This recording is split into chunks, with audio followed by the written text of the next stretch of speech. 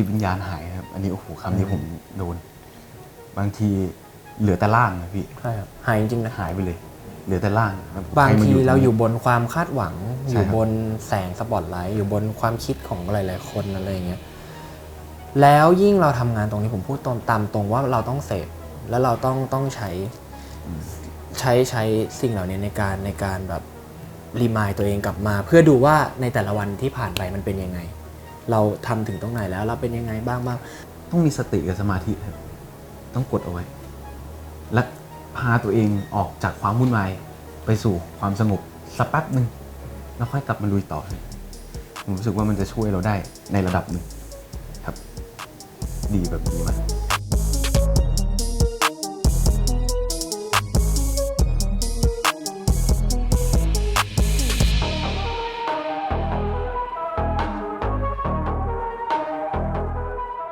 สวัสดีครับโอมพวัตครับรับบทเป็นปกรณ์ครับผมเพิร์ทครับรับบทเป็นประวินครับก็เพิ่งผ่านสงกรานต์มาครับก็เป็นช่วงเวลาที่ดีนะเพราะว่าพอสงกรานต์เนี่ยหยุดครอบครัวผมก็หยุดพ่อแม่หยุดน้องหยุดแล้วก็มีเวลาอยู่กับครอบครัวหลายวันเลยมีกิจกรรมร่วมกันไปกินสเต็กด้วยกันเก็บบ้านร่วมกันหรือว่าแบบส่งน้ำพระด้วยกันอะไรเงี้ยครับดีครับรู้สึกว่ามีความสุขดีครับได้เจอมิตรภาพที่ดีได้ทำงานในสิ่งที่อยากทำครับผมแล้วก็ได้ค้นพบตัวเองบางเรื่องครับก็เลยทำให้เราโตมาเป็นแบบนี้ฮะซึ่งในอนาคตมันก็จะเปลี่ยนไปอีกเพราะเราอาจจะเจอเรื่องอะไรที่ไม่ได้รับมือเข้ามาอะไรของผมก็ได้เรียนรู้อะไรหลายๆอย่างครับในช่วงเวลาที่ผ่านมาเนาะได้เรียนรู้ทั้งเรื่องที่ดีเรื่องที่ไม่ดีเรื่องที่ไม่ดีแล้วก็เอาเรียนรู้แล้วก็มาปรับใช้ในชีวิตประจำวันให้มันดีขึ้นต่อๆไปอะไรอย่างเงี้ยครับผมว่าบางทีคนตัวเองยังรู้จักตัวเองไม่เท่าที่ตัวเองรู้จักตัวเองเลยด้วยซ้ำงงปะคือแบบตัวเองอาจจะไม่รู้จักตัวเองดีพอเลยด้วยซ้ำให้เวลามันค่อยๆเรียนรู้ไปเรื่อยๆอะไรอย่างเงี้ยผมรู้สึกว่าผมได้รู้จักตัวเองมากขึ้นปีนี้ครับแล้วก็ค้นพบสิ่งที่พักใจเราแล้วกันฮะมันทำลายมาตลอด 3-4 ปีที่ผ่านมาฮะแต่รู้สึกว่าตัวเองได้กลับมาฮีลใจตัวเองหาจุดที่อยู่ระหว่างตรงกลางครับเจอค้นพบสิ่งบางอย่างเล็กๆที่ทำให้มันเติมเต็มขึ้นมาครับจนมาที่นี่จนมาเจอรอบข้างที่ดีฮะแบบโอ้ว้าวครอบครัวอีกความลงตัวหลายๆอย่างครับเอางี้ดีกว่า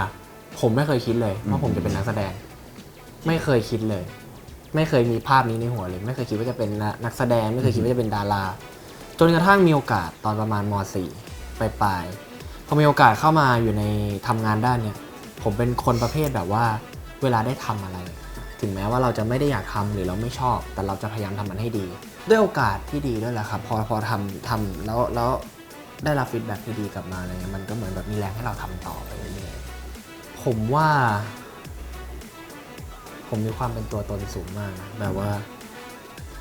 ไม่ค่อยยอมใครเท่าไหร่ไม่ค่อยแบบปรับตัวเท่าไหร่ผมว่าตรงนี้เป็นอุปสรรคของผมตรงในพื้นที่ตรงนี้เพราะว่า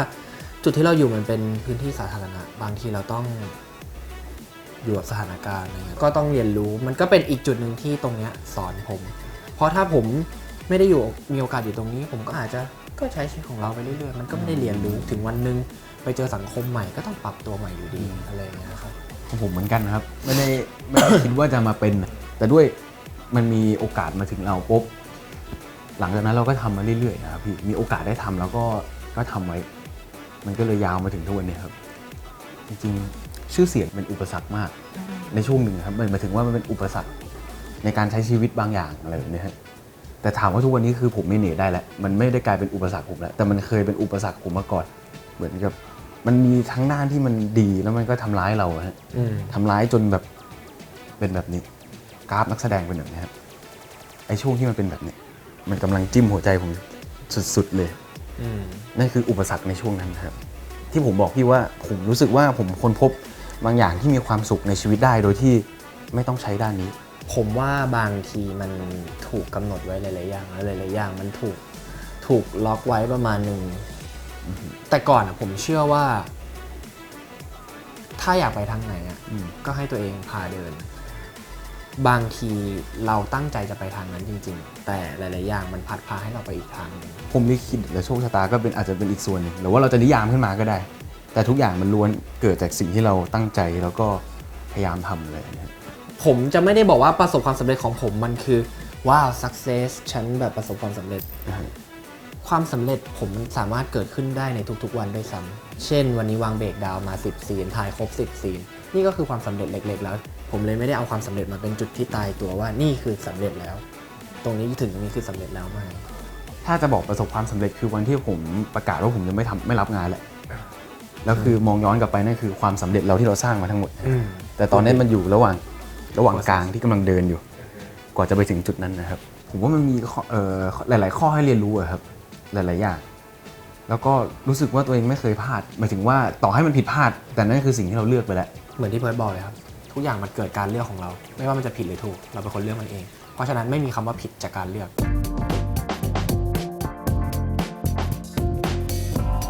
จากเด็กที่ไม่ต้องคิดอะไร อันนี้คือชีวิตการทำงาน การเจอผู้คนแต่ละคนก็แตกต่างไปอีกสอนให้เราเรียนรู้ความผิดหวัง ความสุข ความทุกข์ครับครบเลย เพราะว่ายอมรับเป็นการยอมรับ ไม่ว่าจะยอมรับตัวเอง หรือยอมรับคนอื่น ผมว่าจุดนี้สำคัญ ใช่ครับ มันต้องทำใจยอมรับให้ได้นะใช่ครับว่าอันนี้คือเวทตรงกลางแล้วแหละเรามีความสุขแค่นี้แหละคือมันมาได้มันเป็นผลพลอยได้จากงานของเราอะนะฮะแต่ต้องอย่าไปโฟกัสมันอันนั้นแหละครับได้อะไรมาหลายอย่างแต่ก็เสียอะไรไปหลายอย่างเหมือนกันครับ แลกกันกลับมามันก็ได้เรียนรู้หลายๆอย่างที่หลายๆคนอยากเรียนรู้ หรือว่าเรามีโอกาสได้เรียนรู้ได้เห็นมุมมองที่กว้างกว่า เพราะฉะนั้นจะตอบว่าคุ้มก็พูดยากเพราะในจุดที่คุ้มมันก็คุ้มจริงๆเราได้เรียนรู้อะไรเยอะมาก แต่ในจุดที่ไม่คุ้มเลยที่มันทำจิตใจเราเสียไปหมดเลย มันก็มีจริงๆผมว่ามันก็ทั้งคุ้มและไม่คุ้มมากๆในเวลาเดียวกัน ถ้าอะไรที่ดีเราเก็บไว้ขอบคุณ อะไรที่ไม่ดีเราเรียนรู้แก้ไขปรับปรุงไม่ให้เกิดซ้ำแต่การที่จะจัดการตัวเองให้ได้ ผมพูดตามตรงทุกวันนี้ผมยังทำไม่ได้เลย ผมยังไม่รู้เลยว่า อยู่แบบเป็นจิตวิญญาณจริงๆของตัวเองอะมันต้องทำยังไง มันยากมากมันยากมากๆแบบมากๆจริงๆผมใช้คำนี้ดีกว่าผมพยายามหาวิธีการที่จะอยู่กับมัน แล้วก็เรียนรู้และปรับตัวมีสติบางทีมันไม่พอจริง สมัยนี้บางทีเขานิยมไปพบหมอกันนะครับพบจิตแพทย์ จริงๆ เพื่อคุย จริงๆควรครับ เดี๋ยว ผม นี้ ควรมากครับ นักแสดงไทยควรวงการไทย ควรครับ ให้ค่ากับเรื่องนี้มากๆเลย ใช่ครับ เพราะว่าควรปรึกษาสุดๆนะเพราะว่าบางคนไม่รู้มั้งว่าตัวเองจิตใจโดนทำร้ายไว้ขนาดไหนแต่เห็นเป็นเรื่องปกตินะแต่จริงๆข้างในแบบอู้ แต่ผมว่าความที่แย่กว่าคือ ไม่ว่าจะเลวร้ายขนาดไหนผมแค่รู้สึกว่า พวกเราต้องยิ้มตลอดเวลาผมว่าจุดนี้เป็นจุดที่ มันทำร้ายจิตใจเหมือนกันนะ เพราะว่าส่วนนี้ก็เป็นสิ่งที่ตั้งใจที่จะทำเหมือนกัน ใช่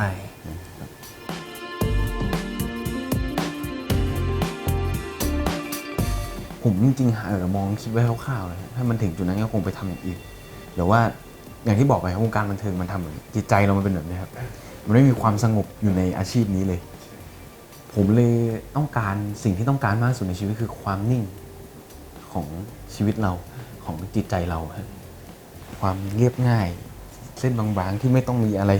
ขึ้นสุดลงสุดขึ้นสุดลงสุดนะครับถามว่ากลัวไหมก็อาจจะมีกลัวบ้างครับแต่ก็ยังคงคิดว่าน่าจะยังไม่รู้พูดไงดีก็ต้องรอดูอนาคตนะเราไม่รู้อนาคตว่าเป็นยังไงครับ ผมพูดจริงๆนะชีวิตคนอะขึ้นไปแล้วแม่งลงยากทุกคนทุกอาชีพทุกสายงานเลยขึ้นไปแล้วลงยาก มันวันหนึ่งมันเคยอยู่แบบเนี้ยแล้ววันหนึ่งมันจะไม่ได้อยู่แบบเนี้ยจะรู้สึกยังไงอะไม่ว่าจะยังไงก็แล้วแต่เอาง่ายๆสมมติมีแฟนรักกับแฟนมีความสุขมากวันนี้โอ้ยอยู่บนจุดสูงสุดมีความสุขวันหนึงไม่มีเขาจะอยู่ยังไงก็ลงเหมือนกันก็อยู่ไม่ได้ก็ต้องมานั่งปรับตัวแบบเดียวกัน ความทุกข์ทรมานที่ต้องเรียนรู้สิ่งนี้อาชีพนี้ก็ต้องได้รับเหมือนกันเป็นปกติครับทุกวันมีคนใหม่ๆเข้ามาทุกวันมีคนเก่าๆผ่านไปคนผ่านไปผ่านมาตลอดเวลาอยู่แล้วอะไรเงี้ย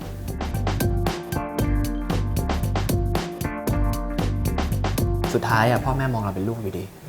ไม่ว่าจะเลวร้ายหรือดีงามขนาดไหนเขาก็มองเราเป็นลูกส่วนใหญ่จะเป็นแม่ครับที่เข้ามาบอกแบบนี้ก็มีปรึกษาครับก็มีถามบ้างมีปรึกษาบ้างอะไรแบบนี้ฮะเขาก็ให้กำลังใจเราก็เป็น เป็นจุดเซฟโซนอย่างหนึ่งของ ผมชอบคำนี้ครับ ครัวครับ แม่ผมพูดตลอดเลย ทุกวันเลย ไม่ไหวกลับมาได้นะ อืม ไม่ไหวไม่ต้องทำแล้วนะ ไม่ไหวออกมาได้นะเขาพูดอย่างนี้กับผมทุกวัน ยิ่งเขาพูด ผมยิ่งไม่อยากออก อืม ผมยิ่งต้องทำให้เขาเห็นว่าเราทำได้ อ่ะ เราไม่ยอมแพ้ ให้ตายยังไงเราก็ต้องอยู่ อืม คือ ไม่ใช่ว่าที่บ้านไม่เป็นเซฟโซน มันดีซะด้วยซ้ำที่เรารู้สึกว่าเรามีแบ็กอัพ เป็นครอบครัวที่ดี เหนื่อยก็กลับบ้าน เหนื่อยกลับมาได้นะลูก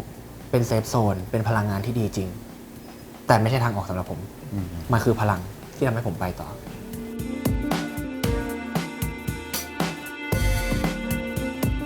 5 ปีข้างหน้าครับ ผมไม่กล้ามองเลยอะ5 ปีข้างหน้าก็ยังคงจะเป็นแบบนี้อยู่มั้งครับ คงหมายถึงว่ายังทำแบบนี้เหมือนทุกๆวันทำงานของเรา ตั้งใจทำงานของเรา แล้วก็ ยังเป็นแบบทุกวันเนี่ยครับ ไม่เปลี่ยนแปลงตัวเองครับ ค้นหาตัวเองต่อไปครับ น่าจะคำนี้แหละ จงค้นหาตัวเองต่อไป 5 ปีข้างหน้าผมคิดว่าผมคงต้องเจอจุดอะไรบางอย่างที่ทำให้ผมแฮปปี้ขึ้น อืม ในชีวิตบ้างแล้วแหละ 5 ปีข้างหน้าผมจะ28แล้ว ผมว่ามันเข้าสู่ช่วงกลางคนแล้ว อืม ผมคงต้องมีอะไรบางอย่างที่เป็นแพชชั่นที่ปลุกเราขึ้นมาในแต่ละวัน อืม มากๆ แล้วแหละ อยู่กับปัจจุบันซะสำคัญมากเลย ผมล่องลอยมากเลย ภาพในอดีตหรือว่าเรื่องราวในอนาคต บางอย่างผ่านไปแล้ว อยากแก้ไขไม่ได้ อืม บางอย่างยังไม่เคยเกิดขึ้น ก็กังวลก็กลัวไปหมด ซึ่งบางทีในปัจจุบัน หรือแม้แต่ณวินาทีเนี้ยผมอยู่กับเพิร์ดผมคุยกับพี่ผมมีความสุข พี่พีอาร์นั่งยิ้ม มันไม่มีอะไรต้องเครียดเลยเนี่ยก็พูดก็คุยกัน แต่มันทำไม่ได้อะโอมมึงต้องทำให้ได้ สักทีไม่ว่าจะวิธีไหนก็ตาม เราจะมีความสุข ยากมากเลยครับ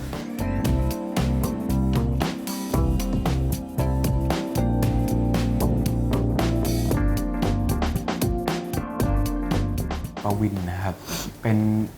เด็กที่เกิดมามีทุกอย่างครับ โดนที่บ้านตามใจทุกอย่าง เพราะว่าเกิดในช่วงที่เศรษฐกิจดี บ้านมีความแบบ มีความ กลับ สุข มามีความสุข พ่อรักมากเพราะคิดว่าเราเป็นตัวโชคดี ตัวนำโชคตัวโชคดีอะไรแบบนี้ครับ เกิดมาพร้อมทุกอย่าง แต่ลึกๆบางอย่างในสิ่งที่ครบอยู่นั้นนะครับ มันก็มีบางอย่างที่ขาดหายไปของตัวปวิน ซึ่งเป็นสิ่งอะไรเดี๋ยวให้ไปดูติดตามกันเองดีกว่า รับบทเป็นปกรณ์ครับ ก็คือตรงกันข้ามกับที่เพิร์ดพูดมาหมดเลย ถ้าเพิร์ดมีทุกอย่างผมไม่มีสักอย่างเลยละกัน อืม เพิร์ดขาดตรงนั้น ผมไม่ขาดตรงนี้ มันตรงกันข้ามกันสิ้นเชิง แต่สิ่งเดียวที่เหมือนกันผมว่ามันคือเลือดเดียวกันสำหรับตัวละครสำหรับเรื่องนี้ นี่จริงจังนะเนี่ย